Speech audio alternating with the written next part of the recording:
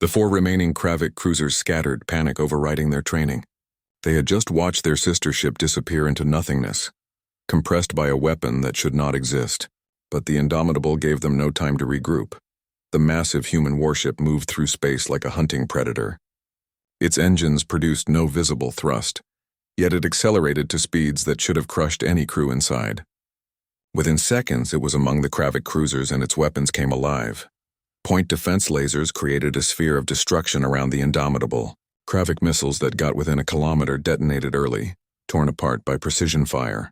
The few that made it through struck the shields and vanished, their energy simply absorbed and redirected. One Kravik cruiser tried to fire at close range, unleashing everything it had. Particle cannons, plasma mortars, and kinetic accelerators all fired simultaneously. The barrage was enough to destroy a small fleet. The Indomitable's response was almost lazy.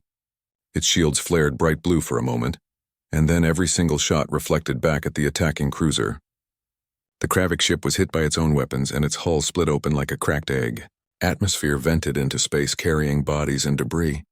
The cruiser went dark and began to tumble.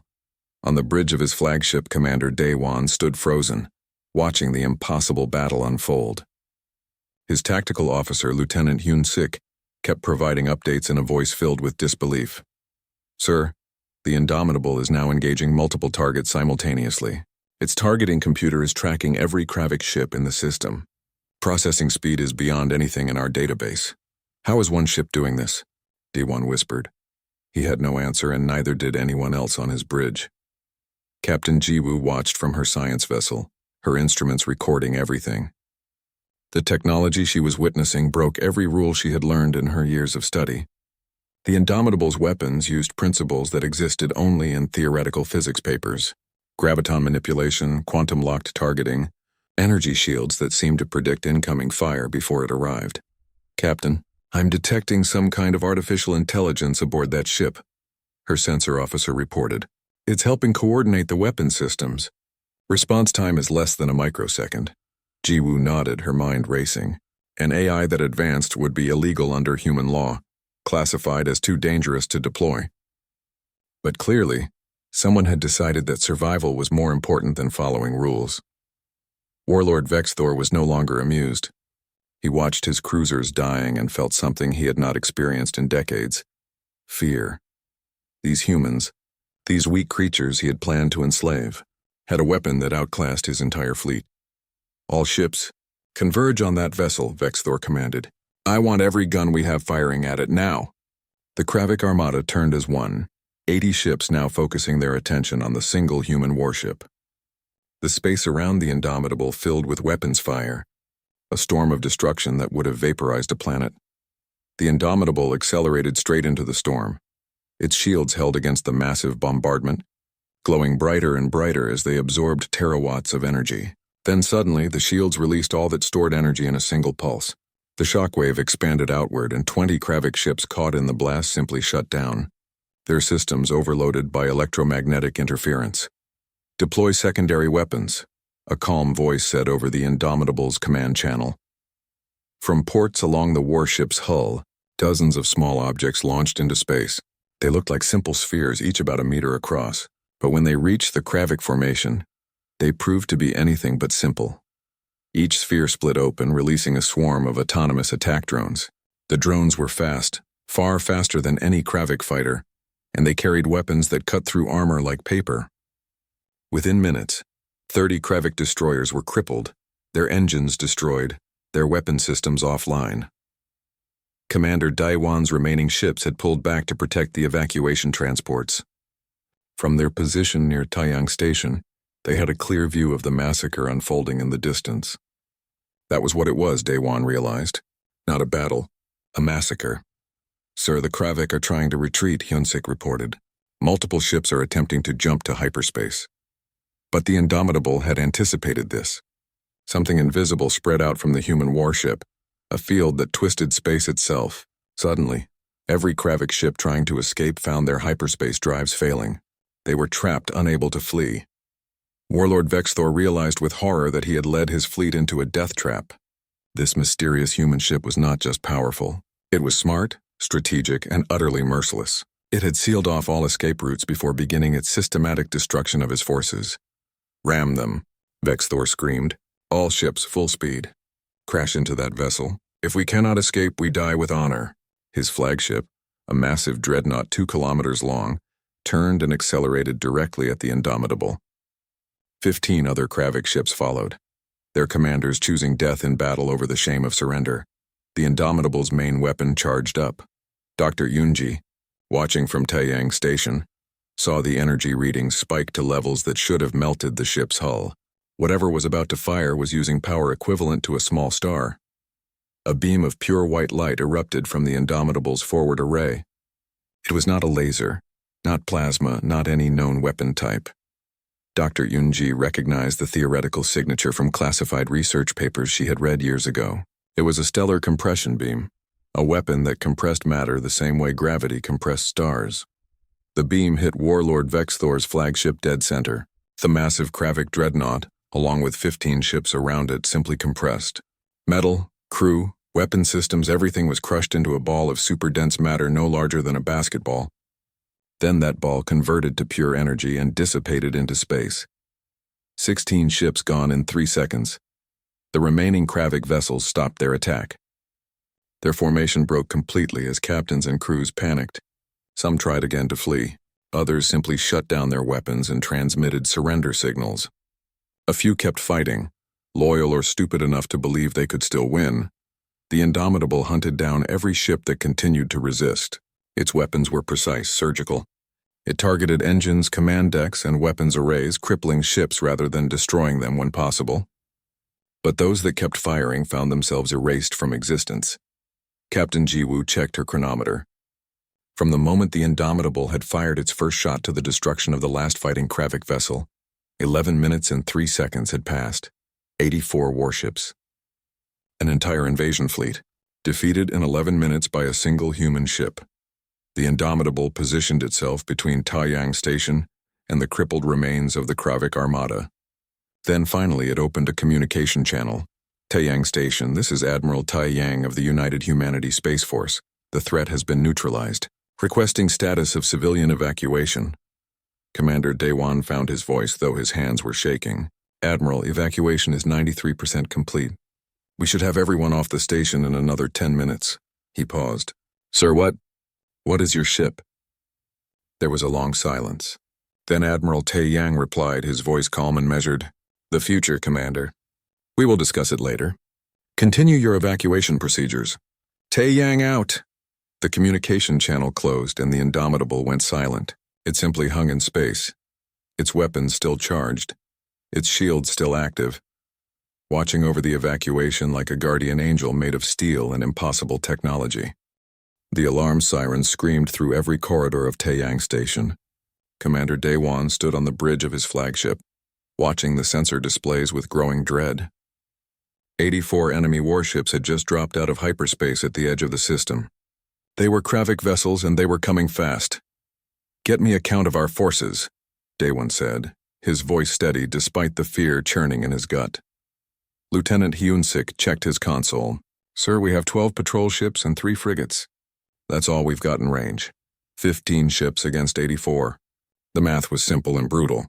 They were going to die here. "Contact the station," Daewon ordered. "Begin evacuation procedures immediately. Get every civilian onto transport ships. We'll buy them as much time as we can." On Taiyang Station, alarms blared in the science section. Dr. Yunji looked up from her quantum communications array, her heart racing. She had been running routine tests when the emergency protocols kicked in. Now her screens showed the incoming Kravik fleet and she understood exactly what it meant. "Everyone, pack only essential data," she called out to her research team. "We have maybe 30 minutes before this station becomes a war zone." Captain Jiwoo was aboard her science vessel, the Azure Dawn, when the attack began. Her ship had no weapons, only sensors and research equipment. She was supposed to be studying stellar phenomena, not fighting wars. But as she watched Commander Daewon's small fleet move to intercept the Kravik Armada, she knew she had to help somehow. "Helm, position us behind the defense line," Jiwoo ordered. "Comms, coordinate with station control. We'll help guide the evacuation ships to safety." The Kravik fleet commander, Warlord Vexthor, sat in his throne aboard his massive dreadnought. He watched the human defense force on his displays and laughed. 15 tiny ships thought they could stop him? Humans were even weaker than he had been told. This would be over quickly, and then he would enslave the population of Taeyang Station. 50,000 humans would fetch a good price in the slave markets. All ships attack formation, Vexthor commanded. Crush them. The first wave of Kravik cruisers opened fire. Plasma bolts and particle beams lit up the darkness of space. Commander Daewon's fleet scattered, trying to avoid the worst of it, but 3 patrol ships were hit immediately. One exploded in a brilliant flash. The other 2 spun out of control, venting atmosphere and debris. Return fire, Daewon shouted. Target their lead ships. Make every shot count. The human ships fired back with everything they had. Their missiles streaked toward the Kravik fleet, and some found their targets. One Kravik destroyer took heavy damage and fell back. But it wasn't enough. For every hit the humans scored, the Kravik landed 10-20 minutes into the battle. Commander Daewon had lost half his fleet. 7 ships were gone, just scattered wreckage now. The remaining 8 were damaged and running low on ammunition. On his tactical display, he could see the evacuation transports launching from Taeyang Station. At least that was going according to plan. Sir, we can't hold much longer, Hyunsik said, his voice tight with stress. Hull integrity at 40%. Weapon systems failing, Daewon nodded. He had known this would happen. All ships fall back to the station. Form a defensive perimeter around the evacuation zone. We make our stand there. Back on Taeyang Station, Dr. Yunji worked frantically at her console. She had sent out a distress signal using the quantum communications network, broadcasting on all military frequencies. Earth would receive it, but Earth was 3 weeks away at maximum speed. Still, she had to try. As she gathered her research data, Yunji noticed something strange on her long-range sensors. There was an energy signature appearing at the edge of the system, different from the Kravik ships. It was bigger, much bigger, and it was moving impossibly fast. Captain Jiwoo saw it too. Her science vessel had the best sensors of any ship in the area, and what she was seeing didn't make sense. The energy signature was human, but it matched no design in her database. The quantum resonance patterns were decades ahead of current technology. What is that? Her sensor officer asked, staring at the display. Jiwoo zoomed in, trying to get a clear reading. A single ship had just dropped out of hyperspace. It was enormous, dwarfing even the largest Kravik dreadnoughts. The hull design was sleek and angular, covered in what looked like advanced armor plating. Weapon ports lined its surface, dozens of them, maybe hundreds. The ship's identification beacon activated. The signal was clean and clear. UHSF Indomitable. That's a human ship, Jiwoo whispered. But where did it come from? Commander Daewon received the same sensor data on his bridge. For a moment, he just stared at it, unable to process what he was seeing. Then Lieutenant Hyunsik spoke up. Sir, the Kravik have detected it too. Warlord Vexthor is ordering 5 of his cruisers to engage. On the Kravik flagship, Vexthor studied the newcomer with amusement. 1 ship? The humans had sent 1 ship against his armada? It was almost insulting. Still, it was large and it might have powerful weapons. Better to destroy it quickly and remove any doubt. Send cruisers 3 through 7, Vexthor ordered. Destroy that vessel. Show the humans what happens when they challenge the Kravik Dominion. The 5 Kravik cruisers broke formation and accelerated toward the Indomitable. They were each a kilometer long, bristling with weapons, crewed by hundreds of warriors. Together, they carried enough firepower to reduce a moon to dust. The Indomitable did not respond to hails. It did not broadcast warnings or demands for surrender. It simply continued on its course, moving toward the Kravik fleet with steady, deliberate speed. The Kravik cruisers opened fire at maximum range. Plasma torpedoes and particle beams lanced through space, all converging on the mysterious human ship. The weapons were powerful enough to vaporize any normal vessel, but the Indomitable was not normal. The energy beams struck its shields and simply vanished, absorbed by some kind of advanced defensive system that made the shield generators on normal ships look like toys. The plasma torpedoes detonated against an invisible barrier, their explosions causing no damage whatsoever. On Taeyang Station, Dr. Yunji watched the sensor readings with wide eyes. That's impossible, she breathed. Those shields are operating at efficiency levels that violate known physics. Captain Jiwoo was recording everything. Her science vessel's instruments were capturing data that would revolutionize human technology, if she lived long enough to analyze it. Commander Day One watched the Indomitable's response, and he felt a chill run down his spine. The mysterious human warship fired a single weapon. It was a lance of pure energy, so bright that the optical sensors had to dim to compensate. The beam struck the lead Kravik cruiser and something impossible happened. The ship didn't explode. It didn't break apart. It simply collapsed inward, compressed by some terrifying force into a point of infinite density.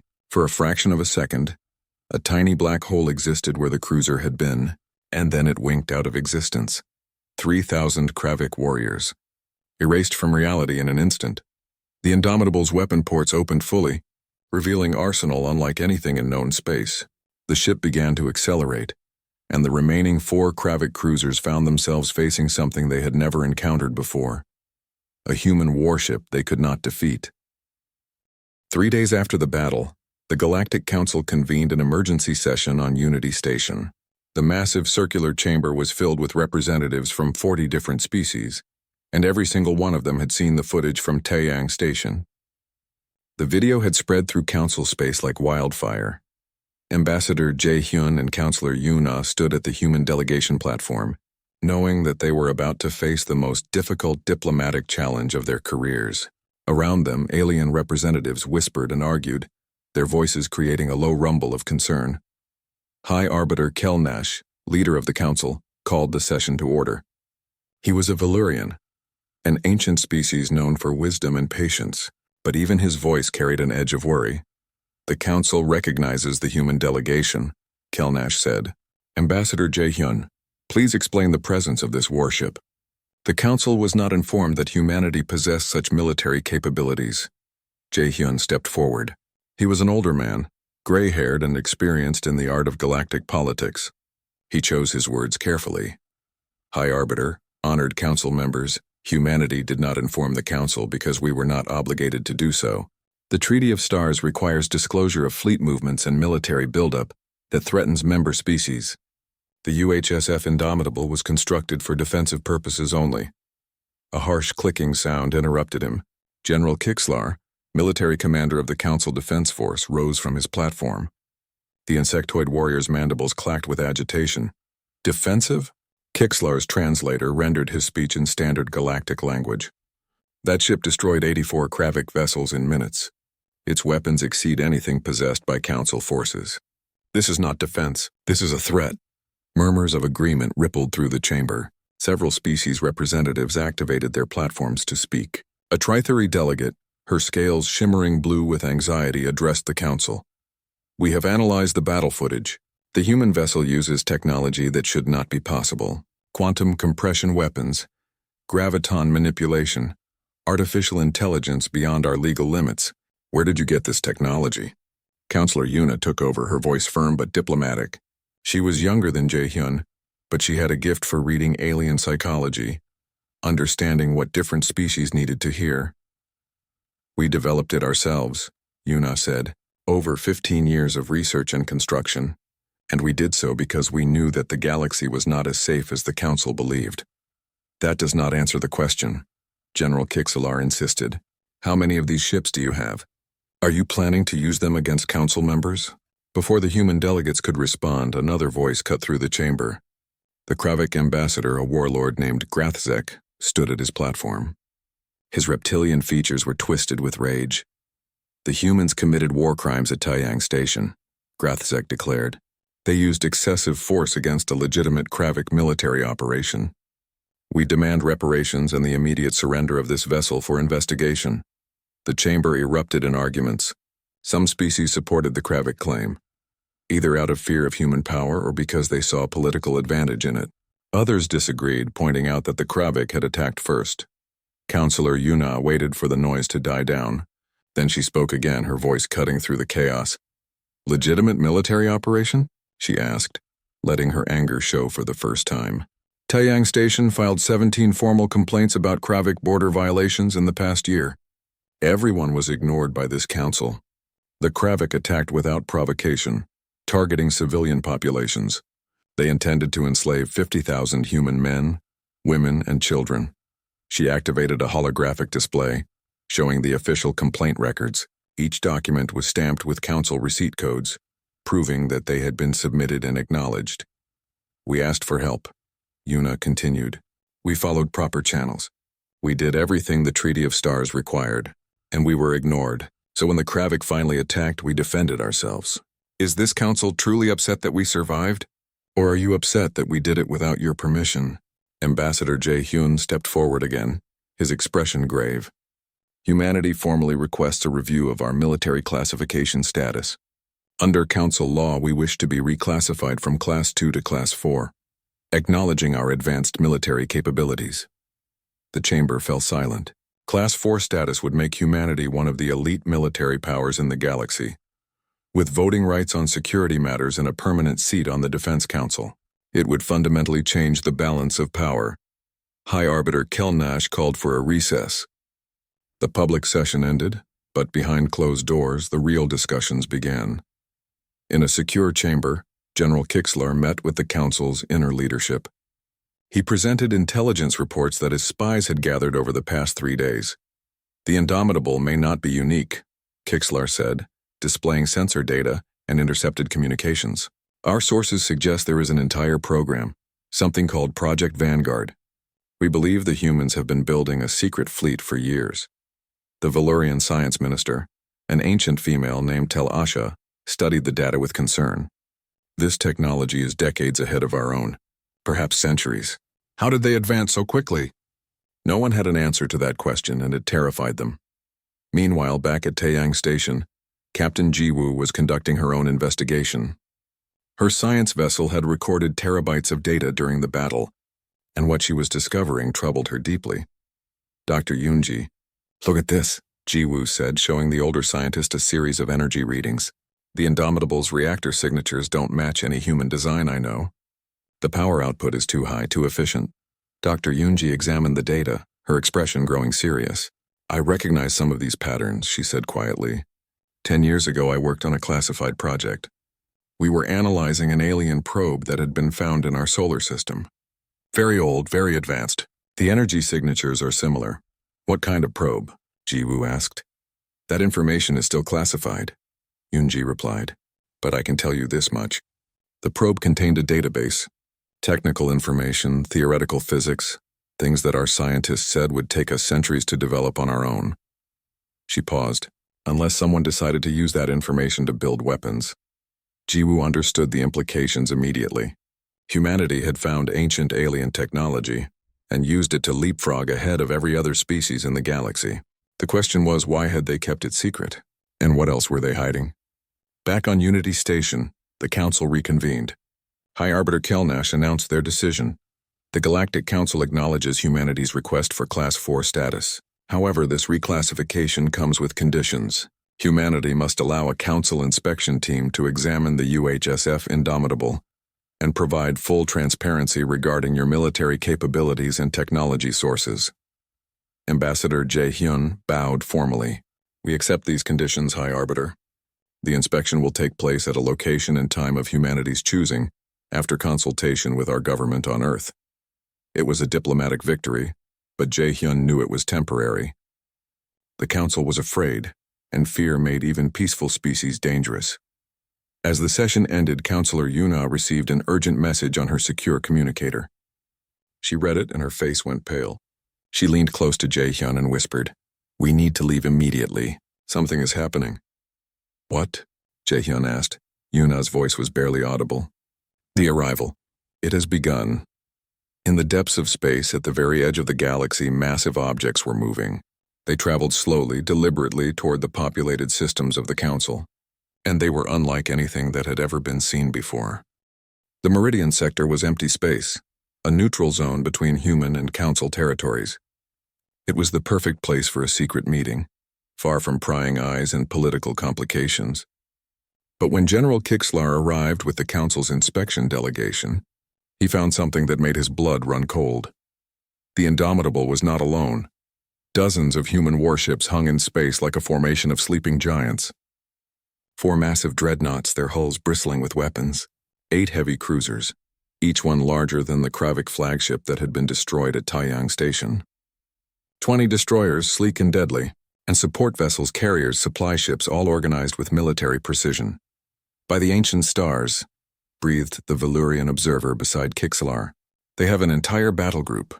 A transmission came through on the secure channel. Council delegation. This is Fleet Admiral So Young of the United Humanity Space Force. Welcome to Meridian Sector. Please dock with the UHSF Resolute for briefing. The Resolute was one of the dreadnoughts, nearly 3 kilometers long and radiating enough power to supply a small planet. General Kixler's shuttle approached it with growing unease. This was not what the Council had expected. They had thought the Indomitable was a prototype, maybe 1 or 2 experimental ships, not a functional fleet. Inside the Resolute's conference room, Fleet Admiral So Young waited. She was a tall woman in her 50s with sharp eyes and the bearing of someone who had commanded military forces her entire adult life.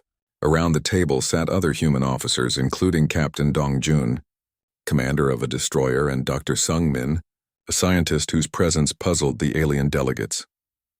"Thank you for coming," So Young said as the council delegation took their seats. "I know you have many questions. I am prepared to answer them all, but first you need to understand why this fleet exists." She activated a holographic display in the center of the table. It showed a 3-dimensional map of the galaxy, with current council space highlighted in blue. 15 years ago, before humanity joined the Galactic Council, we discovered something, So Young began. An alien probe, drifting in the outer reaches of our solar system. It was very old, millions of years old. The civilization that built it called themselves the Architects. General Kixlar leaned forward. "We have never heard of this species." "Because they are extinct," Dr. Sungmin said, speaking for the first time. "They were wiped out completely. Not a single survivor, not a single colony. Every world they inhabited was stripped of resources and left as a dead rock." The hologram changed, showing images of barren planets, their surfaces scorched and lifeless. The Architects left behind a warning in their probe. So Young continued. They called it the harvest cycle. Every 50,000 years, something comes from beyond known space, and force that travels from galaxy to galaxy, consuming advanced civilizations. The Architects called them the Harvesters. A Trithari delegate made a sound of disbelief. "This is a myth. The Council has existed for over 30,000 years. We have no records of such an event, don't you?" Dr. Sungmin asked. He pulled up more data, ancient Council records that had been classified and forgotten. 30,000 years ago, the Council had twice as many member species. Half of them vanished over a period of just 10 years. The records call it the Long Silence. Official history says they destroyed themselves in civil wars or pandemics.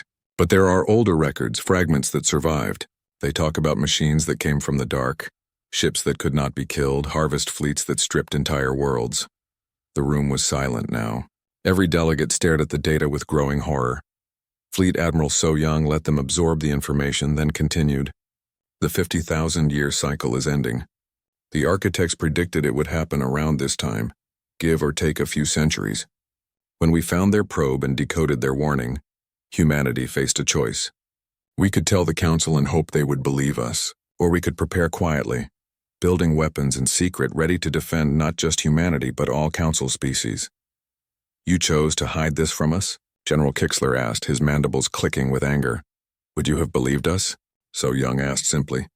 "A new species barely 50 years in space, claiming to know about an ancient threat that the Council has no memory of. You would have dismissed it as human paranoia. So we decided to let our actions speak louder than words." Captain Dong Jun spoke up. 2 weeks ago, our deep space monitoring stations detected anomalous energy signatures at the edge of the galaxy. The patterns match the Architect warnings. We believe Harvester scout ships have arrived. You have proof? The Valurian observer asked. We do, So Young said. Captain Dong Jun, prepare your ship. We are going to show the Council delegation exactly what we are facing. An hour later, Captain Dong Jun's destroyer, the Silver Lance, was underway, with the Council delegates observing from the Resolute. They traveled to the coordinates where human sensors had detected the anomalies, a journey that took them to the very edge of explored space. What they found there defied description. The objects on the long-range sensors were ships, but not like any ships the delegates had ever seen. They were organic, grown rather than built, massive structures of what looked like bone and flesh, but operating in the vacuum of space. The smallest one was the size of a city. The largest one registered as big as a moon. What are those things? General Kixlar whispered. Harvester vessels, Dr. Sungmin replied. Or at least we think they are. They match descriptions from the architect database. The Silver Lance deployed scanning probes, sending them toward the distant objects. The probes transmitted data back in real time, showing details that made the council delegates sick. The ships were alive in some sense, with biological systems pumping fluids through veins as thick as rivers. Weapon ports lined their surfaces, organic cannons that pulsed with dark energy. Then the probes went silent. All of them simultaneously. Captain, I'm detecting energy buildup from the closest harvester ship, the Silver Lance's sensor officer reported. Something is targeting us. A beam of impossible darkness lanced out across the void. It traveled faster than light, crossing millions of kilometers in seconds. The beam missed the Silver Lance by a small margin, but where it passed, space itself seemed to die. Stars behind it winked out, not blocked but erased. Emergency jump, Captain Dongjun shouted. Get us out of here now. The Silver Lance jumped to hyperspace just as a second beam fired. The destroyer escaped, but the council delegates had seen enough. They sat in stunned silence as the ship returned to the Resolute. Back in the conference room, Fleet Admiral So Young addressed them again. Her voice was calm but firm. This is why we built this fleet. Not to threaten the council, but to save it. The harvesters are coming, based on their current speed and trajectory. We have approximately 6 months before they reach populated space.